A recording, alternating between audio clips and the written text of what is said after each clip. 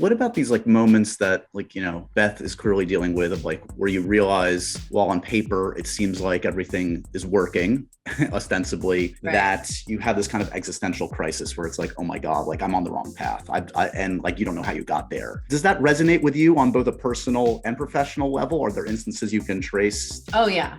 A really good chunk of my life I spent in situations that I thought, because everything signals that that's what you're supposed to like doing, that's what you're supposed to want to do, that's what you're supposed to be. And then realizing this doesn't make me feel good, actually. And wow, it didn't even occur to me that I am really unhappy. Like and also I had a therapist once that was like, well, you have really low self-esteem. And I was like, no, I'm like really confident. And she's like, yeah, but you also, and I was like, God, that's true. And when I was talking to Violet Young, who plays young Beth, this incredible actress, she asked me that question while we were doing prep, and is she confident or is she, and I'm like, it's both. And it's this thing that I still, am navigating my whole life and still today.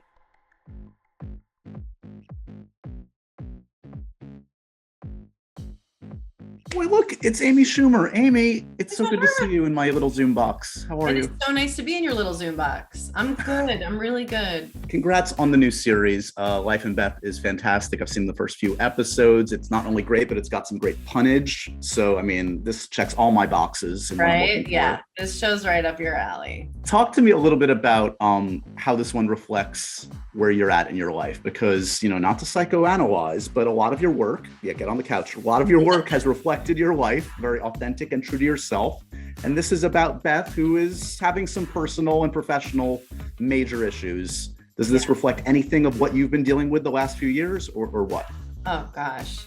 Absolutely. Especially as a new mom, all of the processing your old trauma, and like any parenting book is just like toddlers just want empathy. It's just like adults. So that aspect has been a huge revelation, of course. And also being a chronic pain sufferer and trying to kind of navigate that and figure out the source of the pain and how it's connected to old traumas. That metaphor is not in any way lost on me, and that's something that I have been dealing with. And I really wanted to include that as an arc in the show as well. There's also this like thing about, and this resonated with me, and I'm sure it resonates from your own life, like early in the series, you get up and perform, and you suffered a hugely traumatic news has just entered your world. And, doing stand-up and doing as much work as you do, I'm sure you've had those moments where you've had to just sort of like bury the personal life issues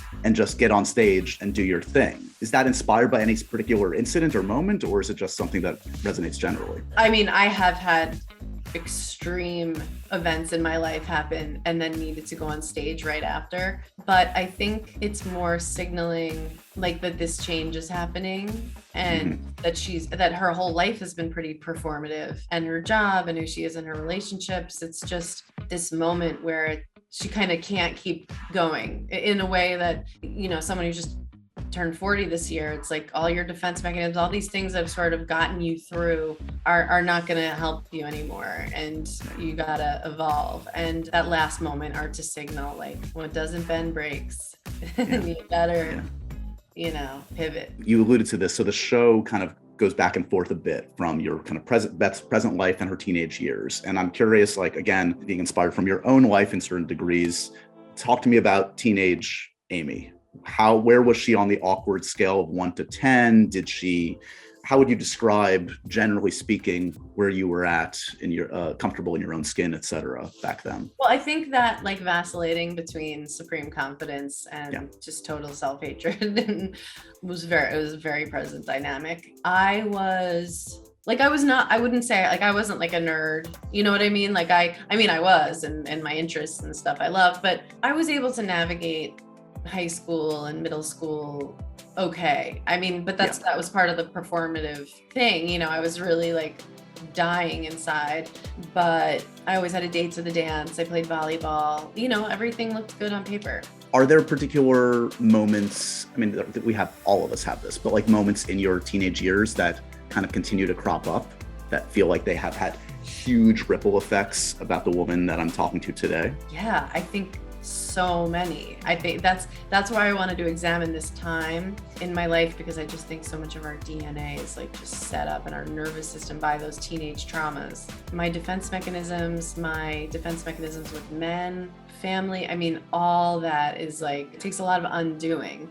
And then a lot of it is like, even though you recognize the problem, it doesn't help it go away. So it's a constant negotiation and battle. You've said the show is in part, about, for yourself releasing your own fear and shame, right? And I'm curious, when you talk to young women today, teenage women or young women that are coming up in comedy or acting, et cetera, do you have words to kind of help them get a head start on that process of not being so hard on themselves? Like, what do you say to them generally? It's like, I know that there's no real advice. Like, you just can't, you have to just live it, but the young women I talk to, anybody I talk to, the things I try to say are like, don't be too proud to pivot. So if you've always been like, this is my dream, like, well, pay attention to what you're good at and what you're liking. And just because you've been saying it for a long time, like, don't try and please other people. Don't try and please your parents. Like, your most important relationship is with yourself. With young women, I mean, really, I feel like I learned from them more. Thank God for this younger generation, because they're like, the way you guys are doing it is really sad, and we feel bad for you. The last time you and I were talking a lot, there was a period a year or two, right, where there was it was the explosion of Amy Schumer in pop culture, right? It was around 2015. It was like the peak of Inside Amy Schumer, and there was Trainwreck, and you hosted our movie awards, you had the book. By all accounts, everything was awesome. I was J-Lo.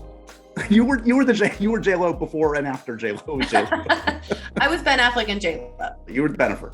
But again, did success correlate with happiness then? If I was talking to you, did that feed your soul as much as you would hope it would? Or where were you at happiness wise?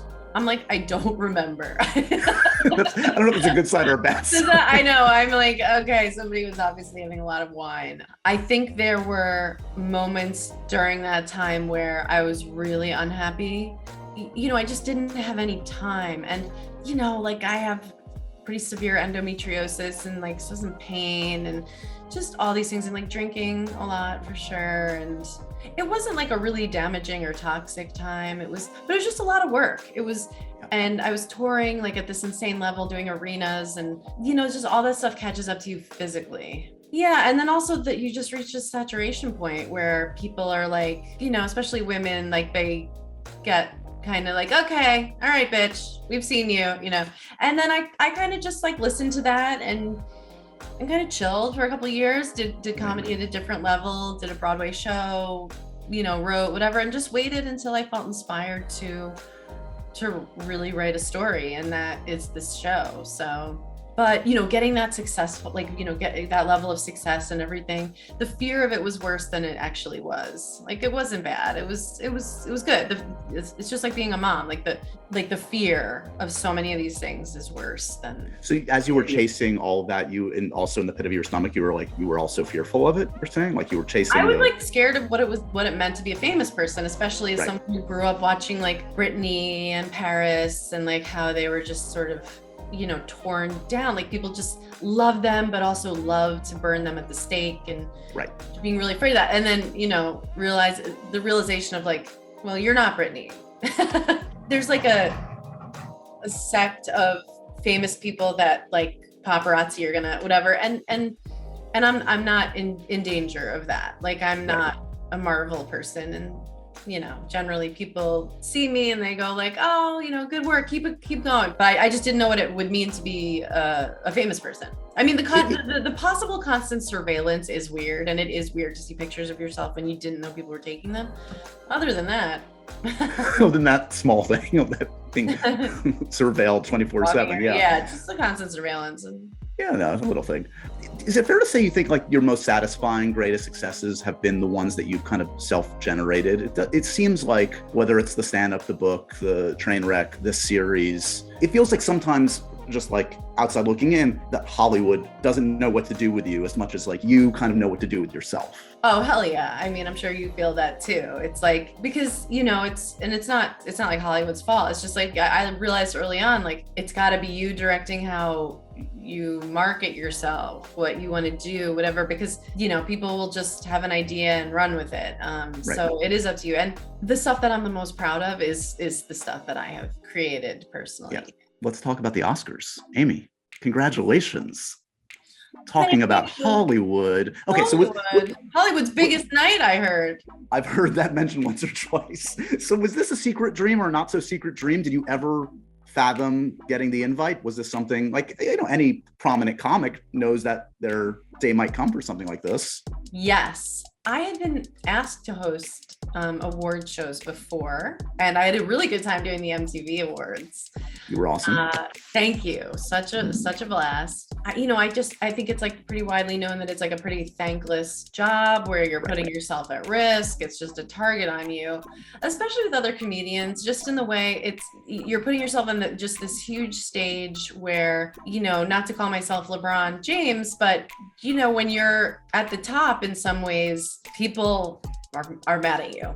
There's so much risk that goes with it. But I think just coming out of this pandemic and just this moment, and I had surgery for my endometriosis, like I just feel better, and I feel like performing. I'm really excited about doing this show, and Wanda and Regina are absolute comedy royalty, and I don't know, I'm only excited about it. Maybe that's my naivete, but one of the lessons I've learned is just like fear isn't helpful. Right. So I'm just going to do, try and work on what's in my control. You're going to kill it. It's going to be amazing. I know it. Let me run through a few of the big Oscar films. Tell me, look, you obviously have a great acting career too. How would you have cast yourself in any of these films?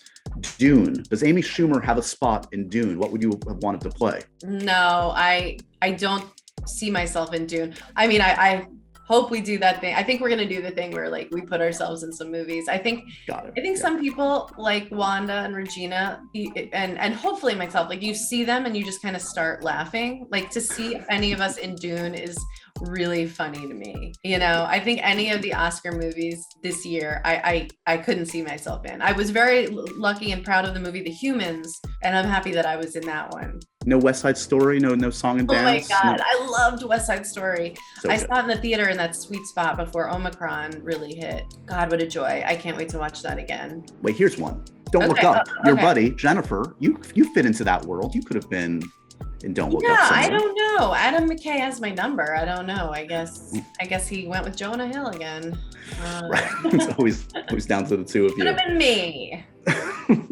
Speaking of our old friend Jennifer Lawrence, whatever happened to the buddy film? Did the script ever get written? We talked about that years and years ago. I know. We totally had a script and we were working on it.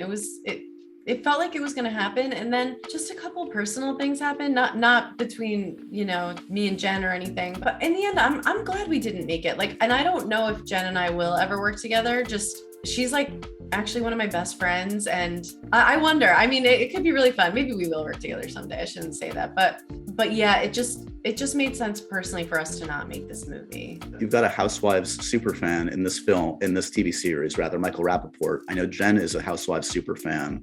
Where are you at? Where are you at among the three? Who is the biggest super fan among the three of you? I mean, I'm a Bravo head myself, but no, Michael's the Housewives aficionado. It's almost disturbing how well he knows. He knows it a little too well, but I mean, if we're talking Below Deck, Vanderpump, Summer House, I'm such a, like, I watch Bravo like almost every night. I don't know but when it comes to Housewives, I have to just bow down.